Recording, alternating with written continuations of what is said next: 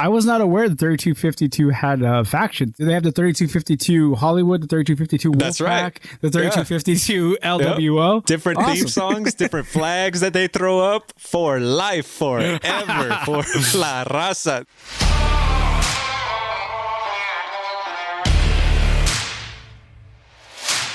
Thank you for downloading and listening to the West Box Score. We take a look at sports on the west side of the country, inside and outside of the box score. Here to do that with me is my co-host, my co-pilot, my co-captain, the Tommy Lasorda to my Fernando Valenzuela, Donald Paz. What's up, Donald? Yo, what up, Alex? How you been, man? I've been good, man. I'm pumped because I'm seeing live baseball on my TV for the moment, so I'm excited about that. Before we bring on the third man of this killer pitching rotation, I got to take a quick moment to ask you to please follow us on Twitter and Instagram at WestBoxScore, and also subscribe, rate, and review us on Apple Podcasts, Google Podcasts, Spotify, or wherever you get your podcasts downloaded.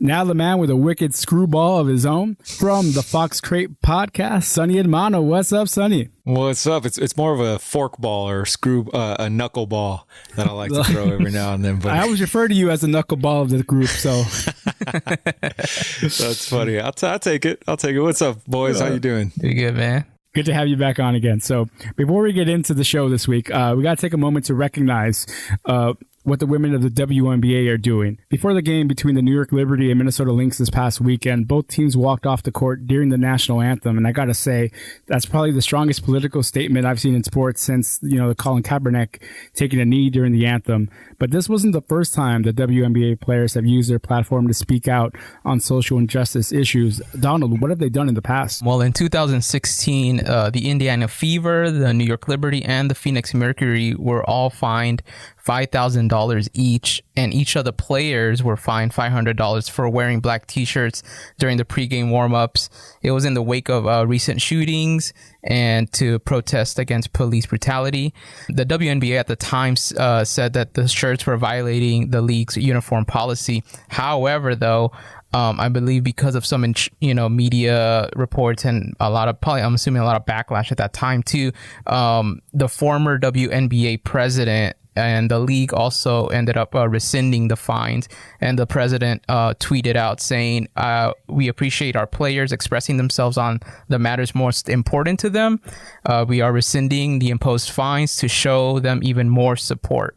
So what they did over this weekend by walking out was a really big hold my beer moment for sure. Totally right. It was just so moving. As soon as I saw that, I'm like, that's it.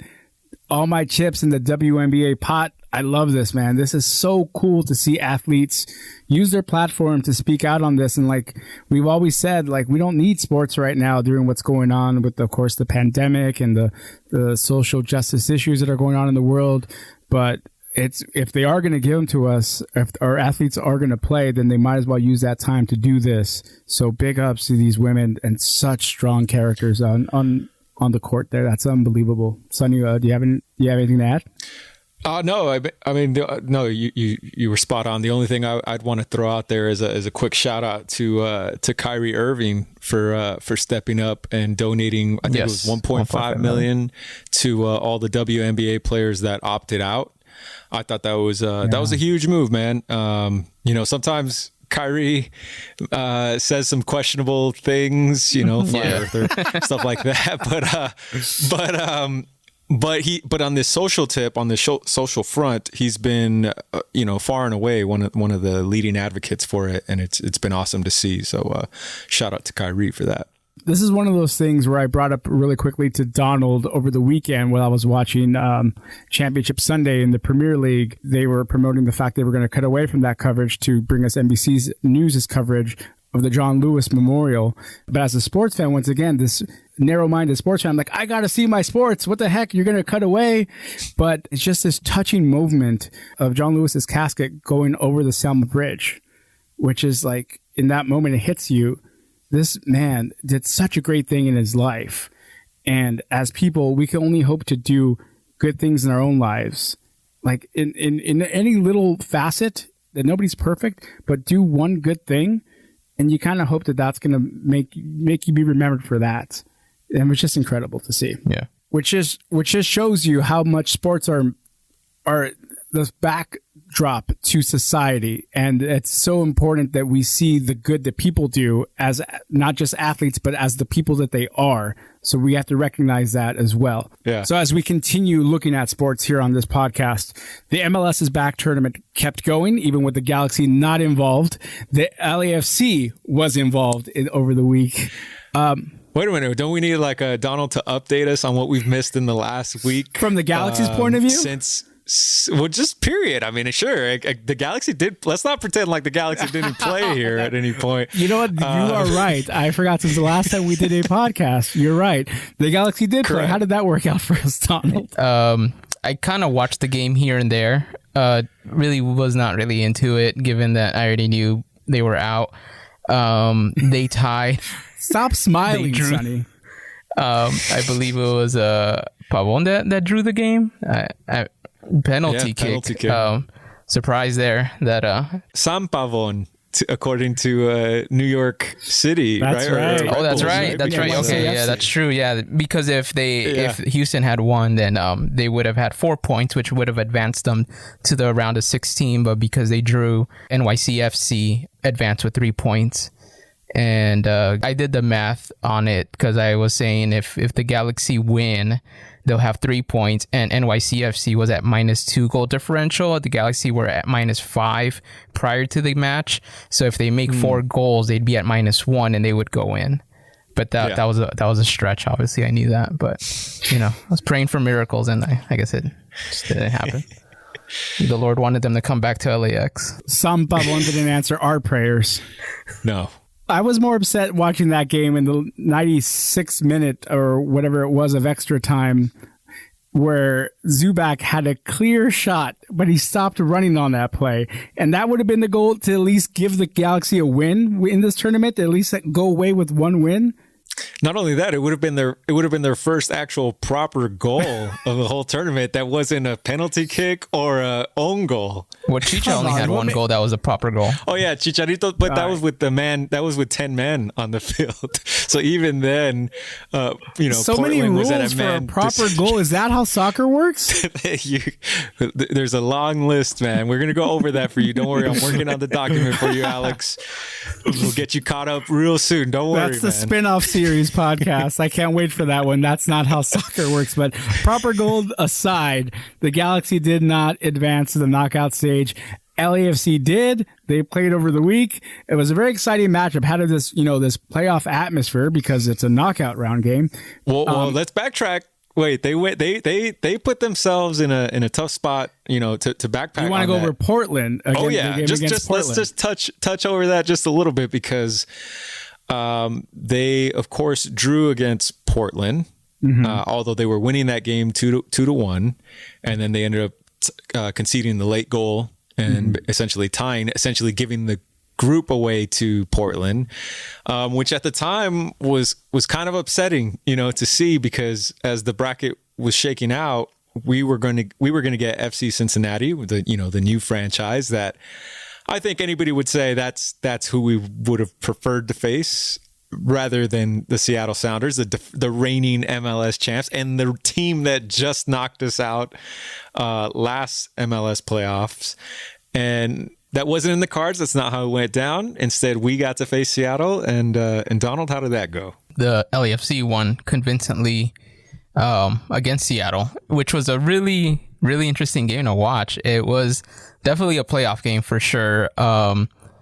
It was crazy seeing how in control LAFC was. And at times I kind of was wondering, if they would run out of gas, because I feel like that's the only thing that would have helped Seattle. Seattle, I would give them props for passing and dribbling. I was so amazed on how they were able to pass the ball to each other. Of course, because I'm doing the comparison to the Galaxy and how they just don't have that.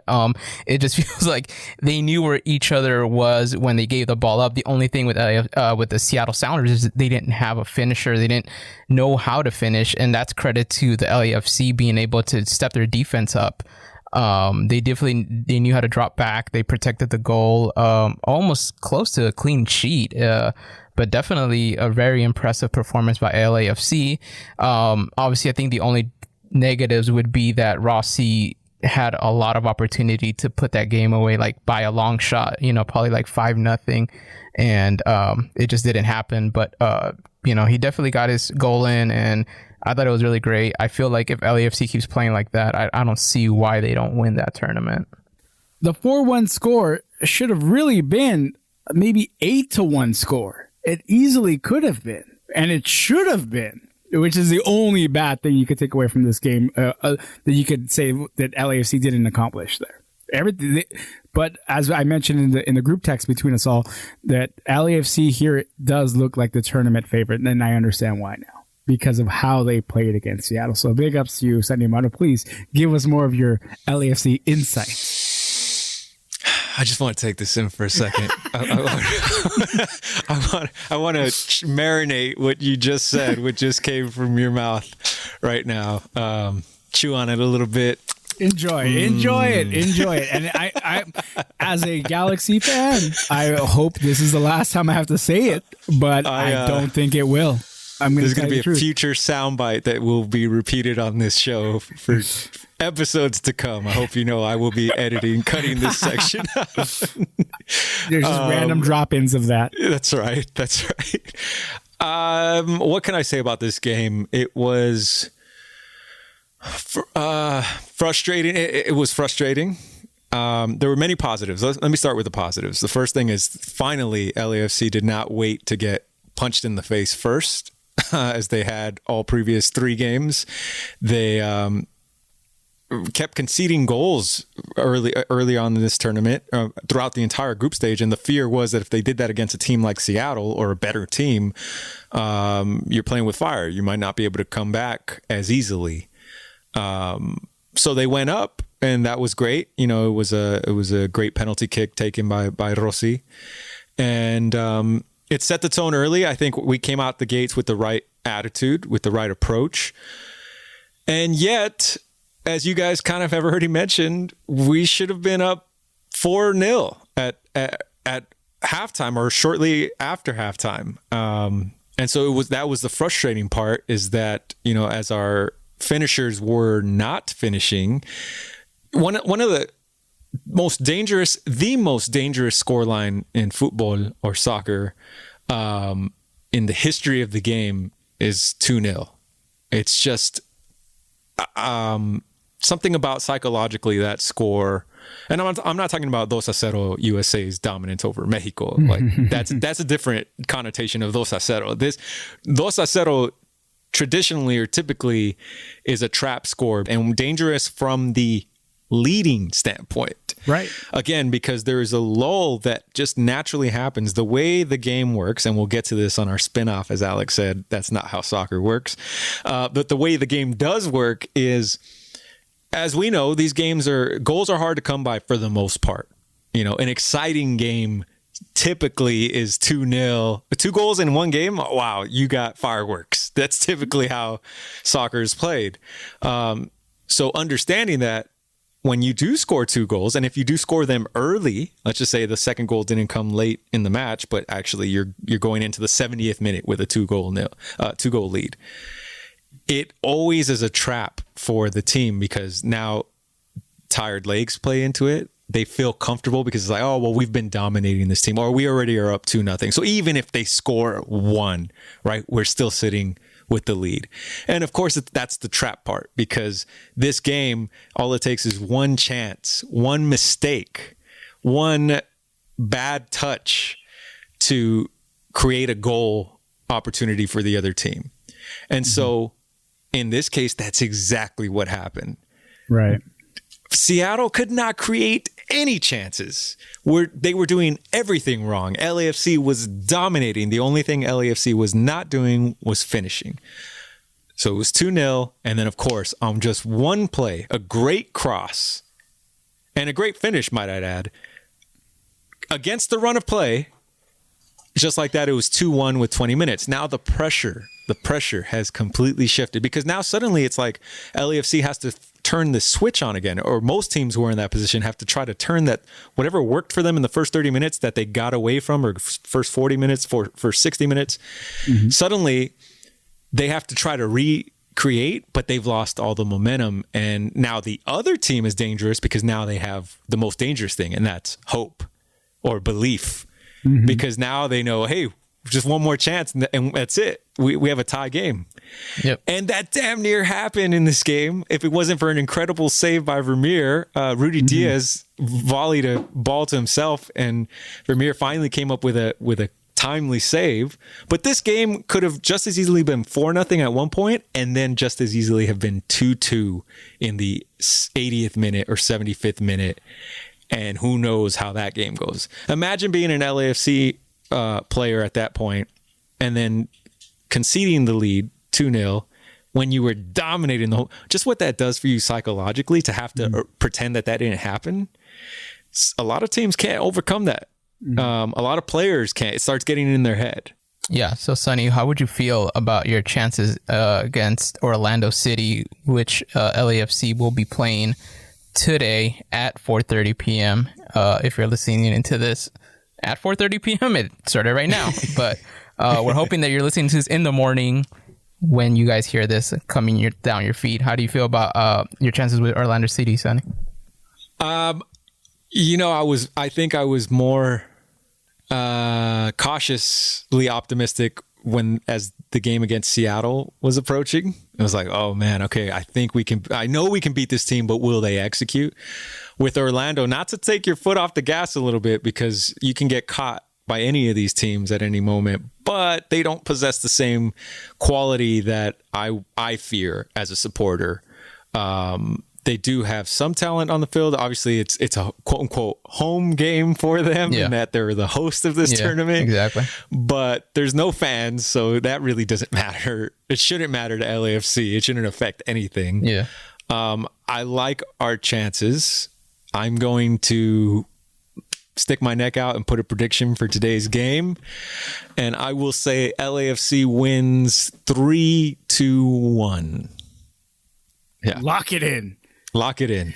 And go to if not, Vegas. edit this out like it never happened. If you download this podcast on Saturday, this will completely be edited out. Just so you know. Exactly. Yeah. So save the download on Friday so you can hear the prediction from Sonny Hermano. All right. So before we move on to baseball, we have some more football news to talk about. The NWSL women's team, Angel City, is finally getting a supporter group. And we're all on board as supporting this group. All three of us here, because we are football fans and pro women athletes, of course. However, there's already drama, as you know there would be in any supporter group. That is mainly coming from the Galaxy supporters, because the person in charge of the official supporter group for the Angel City team is the wife of director of the 3252, Marco Rojas. His wife, Lindsay Rojas, is in charge of this Angel City NWSL LA group. Now, there's another group going on. This is the Unofficial Supporter Group, which is led by mainly Galaxy supporters. And I love that head shaking already from Sonny Hermano here. There's already a civil war between supporter groups between the LA Galaxy and LAFC supporters, which I was hoping when the supporter group finally came together for this women's team, Angel City, that we could put our petty differences aside. LA Galaxy supporters and LAFC supporters could unite and support women's sports. That is already not happening. Are you surprised by this at all, Sonny? At all? No, I'm not. Why? Point blank. Why though?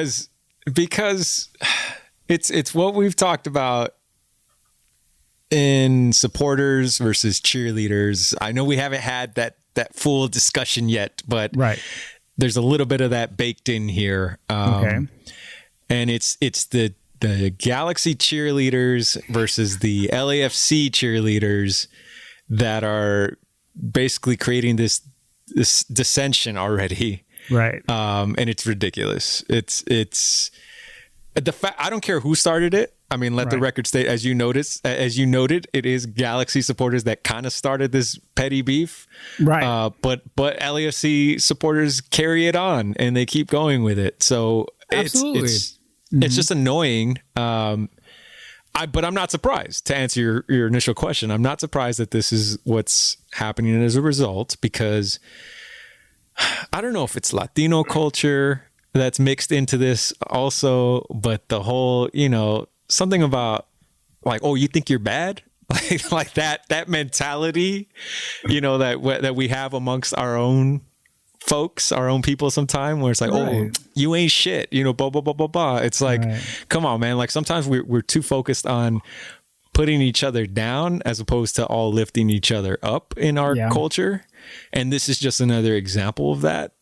And it's annoying, because this has the potential to be, as we talked about a couple episodes ago or last episode, this has the potential to be something really huge for the sport and really huge for women athletes and younger athletes, who are aspiring to be in this league and to get to that level and all the fortunes that come with that, hopefully. And yet here, it's almost like stay the fuck out of it, LAFC fans and Galaxy fans. Like, you know what? Just let the women do it. Yes. You know what I'm saying? Like, let them start this. This is why you can't have nice things, because you fuckers, like, you know what I mean? Like, that's just how I feel about it. I agree. It's this whole, we want to instill, as LAFC fan or LAFC supporters, we want to instill our ideology to this new team. Is as LA Galaxy supporters, we want to instill our ideology into this new supporter group. Like, no, let them have their own supporter group. And if you want to be involved, be involved. But the ideology for this new supporter group will have their own identity. Let them have it.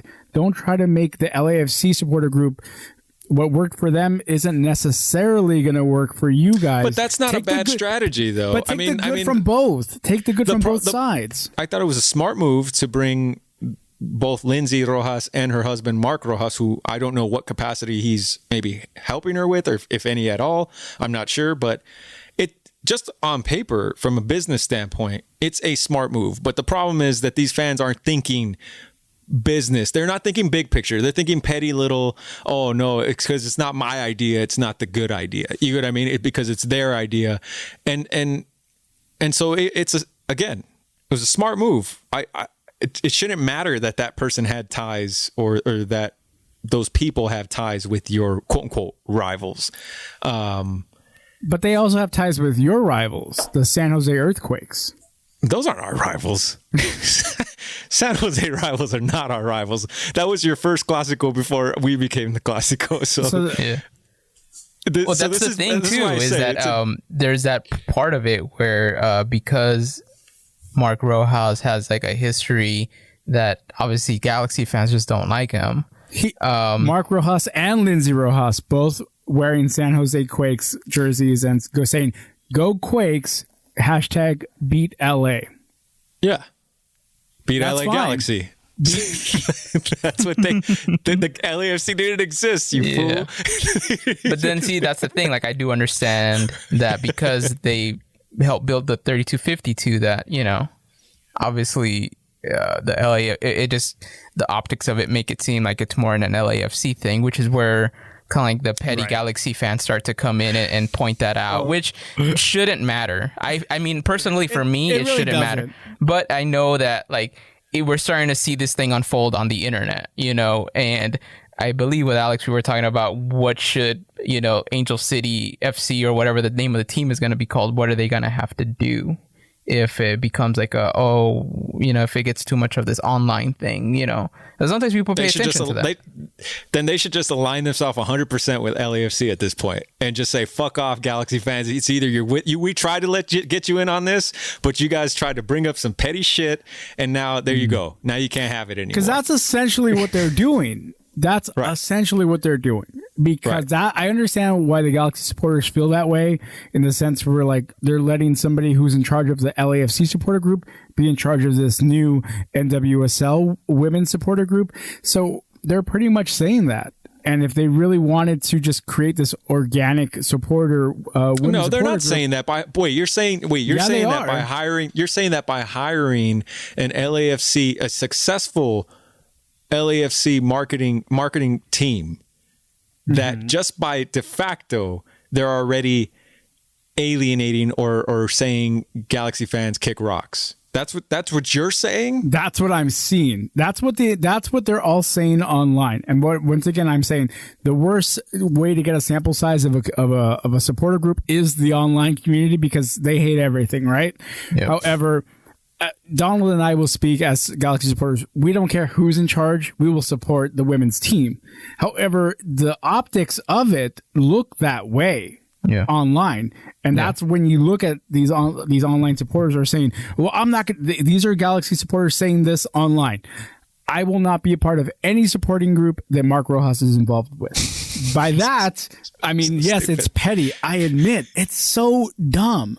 However, that's a potential supporter you're losing now just by having an LAFC supporter on this committee. But that shouldn't be the reason. That shouldn't be the reason to then take Mark Rojas off. That's that supporter problem. That's not the. You got to think big picture. You're telling me the cancel culture doesn't exist? And cancel culture exists, but again, cancel culture for what are we canceling for exactly? For him being a San Jose Quake supporter. That's the stupidest shit I've ever heard. That's the only reason to cancel anybody. Cancel anybody who's a San Jose Quake supporter. I'm canceling that too. I'm obviously joking. It does not matter who you support. Just support women's sports. At the end of the day, I'm hoping that the Galaxy supporters and LAFC supporters can unite over this, because in MLS, in men's football, pick your team, stay loyal. That's fine. Unless you're a San Jose Quakes fan, stay loyal. But it's for women's sports, we only have one LA team, and that's where we can unite as LA football fans, whether it's the football club or the Galaxy. Yeah, it's the dumbest thing ever. Okay, where do we stop? Where do we draw the line here? If the Lakers were to, let's say, be the marketing head for this team, right? And we were to say, well, nah, as LAFC fans, are we going to be like, well, nah, fuck that. The Lakers are in bed with AEG, who's in bed with the Galaxy, who are our rivals. Like that, though, so we're not going to even no, is it an LA thing or not? Now, maybe Galaxy fans can't wrap their head around this because they're not in LA. So I don't understand. Maybe that's the problem here. Here it is again. Here it is. Well, the thing is that we already are seeing that there is another supporter, an unofficial supporter group that feels like it's got started by Galaxy supporters. Oh, is it the Carson wing? That's already there. The Carson wing. The Carson wing of. But they already have the Facebook page, the Twitter page, and all that. So they're really throwing, they're throwing themselves down. Like, hey, like this could be a different. And then I don't know how I feel about having multiple support groups. The Galaxy have that, and it's kind of weird at times. Like LAFC have it also. LAFC have little factions within their. No, I saw that. I saw that on the website. Yeah. But it's different because the way it's organized, it just feels like they're all under the umbrella of the 3252. Correct. This is more like they're just completely different organizations that come together to watch this game. But that's the only. I was not aware the 3252 had a faction. Do they have the 3252 Hollywood, the 3252 Wolfpack, that's right. The 3252 LWO? Yep. Different theme songs, different flags that they throw up for life, forever, for La Raza. It's different. I'll just say this about this. I love supporter groups. I cannot myself be a part of one. I don't have the drum coordination to do that for 90 minutes. But I love the supporter groups exist. That's so awesome. And more power to you if you're out there with those drums, man. Yeah. Don't just one thing against supporter groups. Don't wear camo to the opposing fans. Well, let me ask you this. Let me ask you this to transition this over to baseball. Let me just ask this one question. Yes. If you we all know the Rams were new, but Donald would be a great example here of even though they're now in LA, but. Mm-hmm. Let's say you went to a San Diego Chargers game. I did. Okay, because you're a fan. Have you guys disclosed already what football teams you guys root for? I know it's complicated with you, Alex, we haven't touched the NFL because it hasn't happened. But yeah, I am a Chargers fan. I have gone to the queue, so yeah. There you go, Qualcomm, big. Yep. So okay. My question is, when you went to Qualcomm Stadium and you're with other fellow Chargers fans, right? and you guys are starting to talk. Let's say the conversation goes into, because sports transcends more sports. You start to get into baseball talk, and they see you with all the Charger gear. You're all decked out because you're a supporter for the Chargers. And then they say, dude, Padres are looking good this season, or I think we have a chance this season. Padres might win the division. And your heart just like shatters at that moment because you're like, wait a minute. I don't fucking care for the Padres. I'm a Dodger fan. I bleed Dodger blue.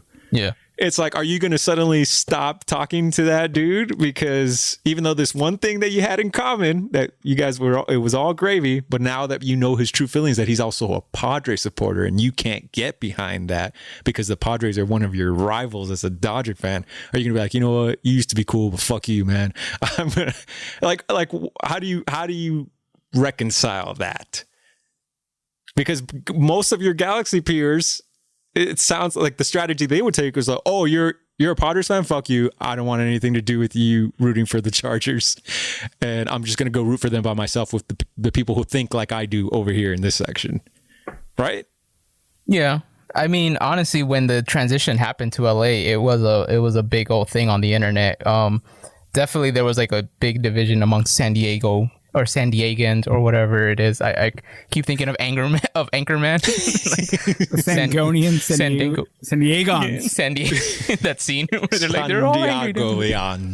But yeah, a lot of San Diego people were really pissed. They felt betrayed, and I felt sad for them because I don't know what that feels like, but it feels like a really terrible thing. And I kind of was thinking, man, it kind of sucks that that this had to happen this way. I mean, I am happy that they're in LA, but obviously it was cool to go down to San Diego and stuff and go do stuff over there. But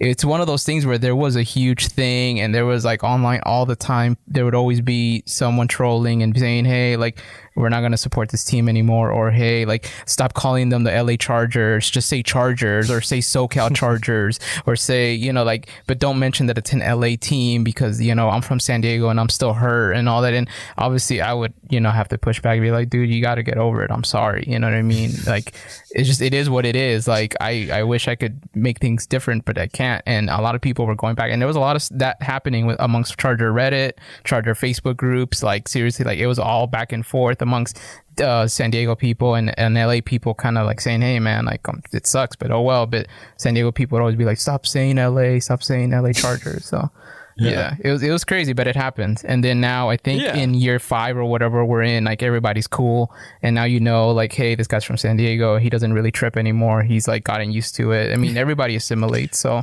I think that's what's gonna happen. I think overall, like, once the team gets launched and the years happen, everyone's gonna just assimilate and be like, yeah, whatever.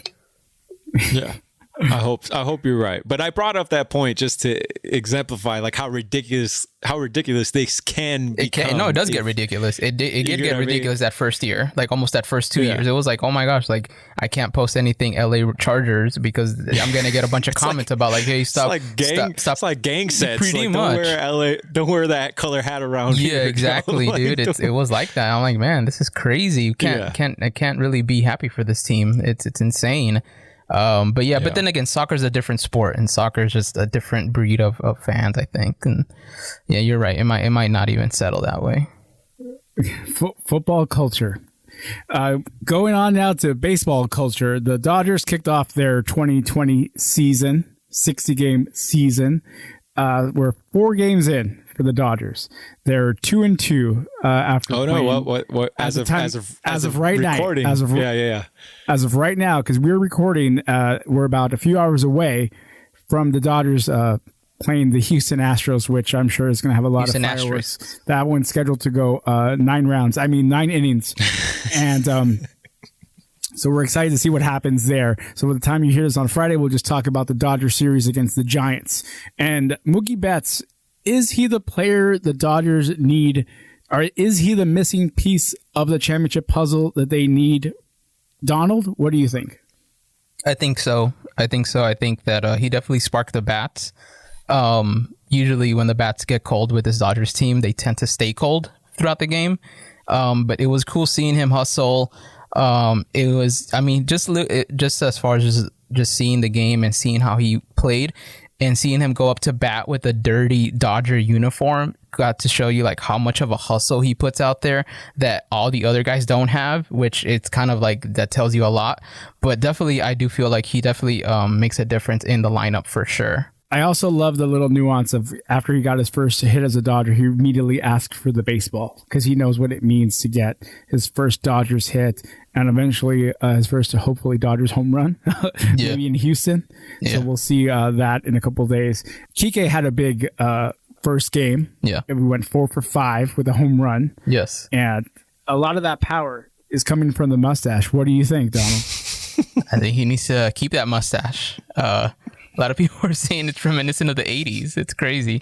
And he's really working that mustache to his favor. So, yeah, Kike, don't shave that mustache. I think Donald and I got to start growing out our Kike mustache. We do. Sonny, you in on this? You're growing your man, Kike mustache? I'll let you guys handle that one. How did your Mariners do in their first opening weekend? Well, we were the fortunate ones to face the reigning AL champions, the Houston Astros, and we, as expected, did not fare too great. I think we ended the 4-game set 1-3. But I liked what I saw out of our young Bucks. So it was just nice to have baseball back for all 4 days before the season had gotten canceled by now when you're listening to it on Friday. Yeah. As of this recording right now on Tuesday, it is not canceled yet. So hopefully it's getting there. So hopefully on next week's podcast, we have another weekend of games to recap and not just tell you guys that the season got canceled, but it might be that way. The Angels also got their season started. Shohei Ohtani actually pitched a game. How did that work out for this? Did he though? Did he? Donald, when was the last time Shohei Ohtani actually pitched a game? Shohei Ohtani last pitched in 2018.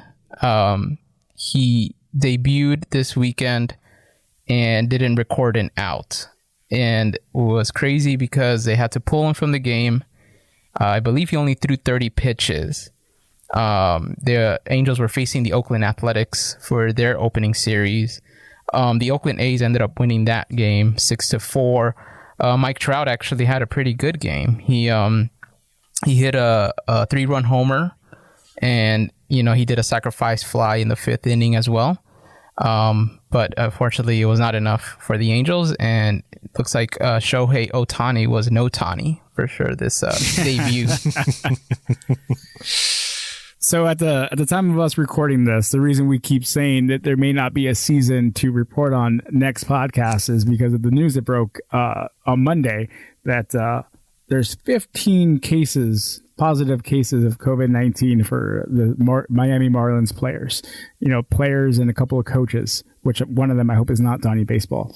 By all means, save Donnie Baseball. Do you think the season is going to do you think the MLB season will continue to play out all 60 games and playoffs? Sonny Hermano, what do you think? If I had to bet, I'd say no. They already came out with language saying that they're not married to every team playing all 60 games. Wow. Meaning that they would then by default go into winning percentages to determine who gets into the playoffs as opposed to records. So it just was always going to, it was, of all the sports that started back up, baseball seemed like the most reckless one in terms of how they planned for it. Not necessarily the sport itself, but all the other sports are in bubbles or have been in bubbles, or the NBA as of today, actually, when you hear this, has already kicked off its bubble.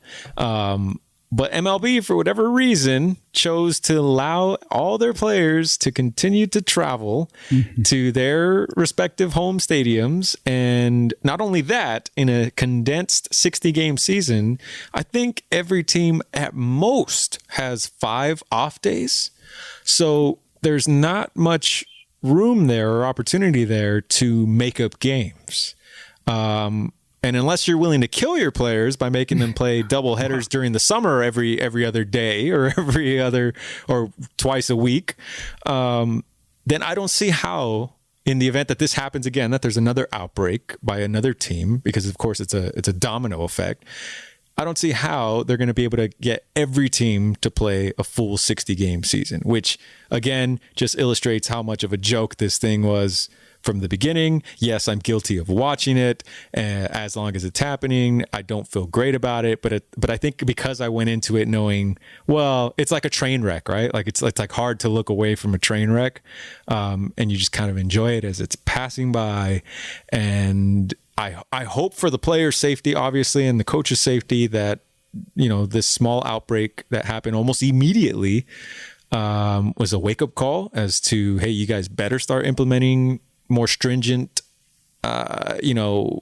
policies. Enforce the rules. Exactly. That's all you got to do. Enforce the rules. There was rules placed. Exactly. Like no spitting, no grabbing, none of that. And you're seeing it open. They do that. Exactly. They celebrate. They do all that stuff. All that stuff. And they're not supposed to be doing all that. Exactly. And it's crazy to see that it's not being enforced. And I'm not saying that's the reason why it's spreading or why this happened, but it's like you can't go to what's happening right now with the outbreak, because this is an outbreak now, and not point to the fact that like you're watching on national TV that guys are not doing what they're supposed to be doing. Right. And it's ridiculous. So I feel like, like they got to enforce those rules. That's one of the things they have to do is enforce those no spitting rules, no high-fiving rules.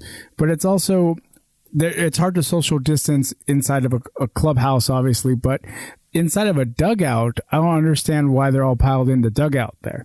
And when we watch the football in Europe, they're not allowing their subs on the bench. They're all sitting in the empty stands. I don't understand why they're not doing that with the baseball team. Arrogance. With the baseball it's player. arrogance, man. It's stubbornness and arrogance. That's why they're doing it. I mean, they're going to make the case that, hey, part of the game is us talking in between pitches about our approaches and, how what we're seeing when this pitcher is throwing his curveball, and those are some of the in-game conversations, yes, that do happen in a dugout every game. But this, again, was not meant to be a regular season by any stretch of the imagination. So you have to adjust certain things that you would have been used to getting. I mean, this season, the Astros already had to struggle with not having a live camera feed in their dugout, so you guys have to adjust with not being able to talk over pitches in real time that often. You know what I'm saying? So yeah, I have a bad feeling. I agree with you, Sonny, that this season's not going to play out. This season's going to probably get halfway at best. And I think it's just because sports can happen, but you have to have a bubble, at least in the United States. Yeah. In other countries, they've figured it out a little bit better than we have. Yeah. We're all for bubbles. So let's talk about the NBA bubble. They got kicked off last night, Lakers versus Clippers.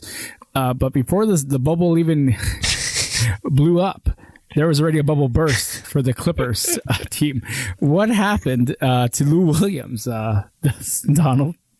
So Lou Williams had to quarantine for 10 days, which is making him miss 2 games. Yeah, apparently he had an excused absence to go to, I believe it was a funeral, his grandfather's funeral, if I'm not mistaken. And he came back and they posted on social media. Well, I guess a rapper posted on social media a photo of him at a strip club. And I guess it got to the league offices, and then the league had to investigate. And even though the rapper took it down and said, hey, I was just reminiscing with Lou Williams, I didn't get to see the photo because I guess it got taken down so quickly. But which is funny. I thought someone would have screenshot it, but I guess I didn't dig deep enough. But I did see that someone posted that the mask that Lou Williams has was like the NBA issued one for the bubble. So this was not like a long time ago. This was recent. So I thought he was just getting wings. Isn't that what? Yeah, and then that was the thing that they asked him, and he said, no, I just went to go have dinner and stuff. So it's like, oh, okay. You went to go eat at a strip club. Like, all right. So Lou Williams has to quarantine for 10 days.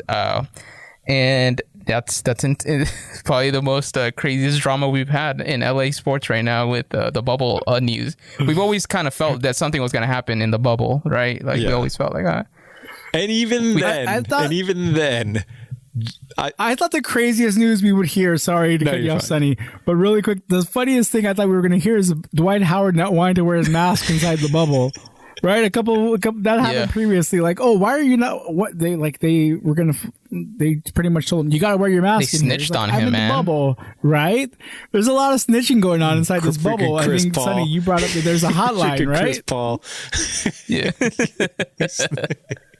What happened with Chris Paul? He's just the NBA's resident snitch, man. What you mean? What Yeah. happened? So, Sonny, do you feel conflicted going into this NBA bubble season the same way you felt conflicted before the MLS's back tournament got started? You had these feelings of, is it right for us to be watching with everything that's going on, which will always feel that way. But do you feel like this NBA bubble is a little bit safer in their protocol than the MLS bubble has been? Yes. To answer that question, I feel that of all the leagues, the team sports, because we talked about UFC's bubble and what that is and why I felt most comfortable watching those events.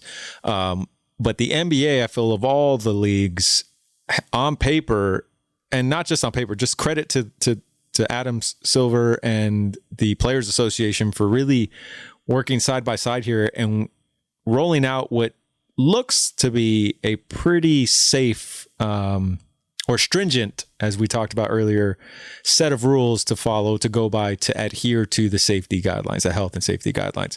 So, I mean, from the daily testing to the, excused absences, but then having to quarantine immediately when re-entering the bubble. I feel like I trust this league the most by far over all the other leagues. Although, again, credit to the MLS, man. They've had, knock on wood, 0 positive tests, I think, for the last 2 weeks, almost since the bubble started or since the tournament started. So, kudos to them. They got rid of filthy FC Dallas because they managed it, and that's great. That was the best case scenario, is that you were able to pull off this event. We have our sports back. We're able to watch, and everybody who participated was safe. I think the NBA has something to follow there, and I think they will for the most part. Hopefully, they're a pretty transparent league, so I think we'll know about it, obviously. But I definitely don't trust MLB, and I definitely do not trust the NFL by comparison. So yeah, I mean, there is still that confliction or that conflicted feeling of, well, is it still too soon? Like, do we really need sports right now? But I do feel that this league, the NBA, that is, of all the leagues, is the best suited to pull this off. Well said there, Sonny. I completely agree with everything you just said there. 100%. And we don't need sports. It'd be great if we can get some aspect of sports, as long as it's done safely and when athletes eventually do test positive, because sometimes there's just no way around it. What's going on with baseball, if you're inside of a bubble, is the only way to keep them safe from actually getting from testing positive and contracting the virus. So bubbles are nothing for at least for team sports. That's my view on this. Yeah. So in the NBA bubble, Donald, is pretty much this the Lakers championship to lose? Are they going to win it, or are we just playing scrimmage games until the Lakers play the finals against the Bucks? No, they definitely look really strong. I saw a couple of the scrimmage games, and I just want to say too, as well, from all the bubble teams and all the bubble leagues, the NBA, I think, by far translates the best on TV. They did a good job. Credit to Adam Silver and just everybody involved to get that going. But yeah, the Lakers look really strong. Their starters look really good. Their backups are pretty good. I mean, I could see Frank Vogel have a nice rotation, seeing J.R. Smith and Dion Waiters just come in and get some buckets for a couple minutes was really good. Yeah, I could totally see that being clutch in a playoff scenario. So yeah, I do feel like that this is, like you said, I think this is for them to lose. I don't see a team that could be better than them. Even with the Clippers winning, I don't know. I mean, we'll see how they pan out, but I know that the Clippers also, you can't really sleep on them, but at the same time, I do feel that they I don't know, I just don't feel like they're as complete as the Lakers look right now. And I don't know if it was the time off that helped the Lakers out, because I think the Lakers were really they were really strong, but at the same time, I always kind of was scared that because they couldn't beat the Clippers, I think they barely edged out that one last game that they played against. It just felt like, I don't know, like I always felt that maybe the Clippers would be the roadblock. But I think now seeing them in these scrimmages and seeing how strong they look, I don't know, I feel like I'm feeling the opposite of it now. I feel like it's theirs to win. So, Sonny, do you think the Lakers are going to win this championship without a roadblock? I mean, I think the biggest roadblock to all teams really here is just stay away from a positive test, man. Like stay away from losing a key player for a substantial amount of time. I mean, the fact that Lou Williams had to miss the first 2 games, I mean, arguably we'll know, but I think it could, obviously it's going to hurt. That's one of their leading scorers. And if we were to be put in that similar situation where, let's just say, God forbid, even somebody like a Kuzma, I don't even want to say LeBron's name because we all know what that would mean, but let's say Kuzma were to get it, or somebody, our third leading scorer, that can hurt. That's the obstacle that I'm afraid of, is the unknown of, oh man, what if one of these dudes turns up with like a positive test and they have to quarantine for the stretch run or something like that, or worse during the playoffs. But outside of that, I totally agree with Donald. I think the addition of J.R. Smith and now implementing Dion Waiters fully it's going to hurt having Avery Bradley not here with us, but I think that between those two guys, they can pick up the slack. And I mean, the key is really Caruso, man. I just want to know what Caruso that's really it. He's going to have to step up as a point guard big time. I don't know. I don't see Frank Vogel wanting LeBron to take a lot of that load because you got to save him for the finals. You know, you got to save him for like at least the Western finals. You got to save him for that. So Caruso definitely has to step up. We have no Rondo. It's going to be crazy. No Rondo. Yeah, no Rondo, no Bradley. It's just, So it's on Caruso. It's on, all the other guards, including J.R. Smith and Dion Waiters and even Cook. Even though he doesn't get a lot of the pressure, but I mean, if he can come in just to kind of alleviate a little bit, that helps a lot. But yeah, for the Clippers, they're still a threat. Obviously, Lou Williams is their sixth man that would come in and just kind of turn it around with their second unit. And without that, I don't know how they're gonna look. I kind of do feel like, oh man, that's not a good look for them. So yeah, Lou Williams is a factor in that squad. So that's gonna wrap it up for us this week. Thank you again to Sonny Hermano for joining us this week. Check out his podcast, The Fox Crate Podcast. Follow him on Instagram at The Fox Crate. Next week, we'll talk more about what LAFC is doing in the MLS Reopen Cup tournament. More MLB and NBA coverage. Wow, sports is really trying to restart during all this craziness. So I got to appreciate that. And hopefully it is still happening. Please be sure to follow us on Twitter and Instagram at WestBoxScore. Please subscribe, rate, and review us on Apple Podcasts, Google Podcasts, Spotify, or wherever you get your podcast downloaded. Thanks a lot. See ya. Peace. Later.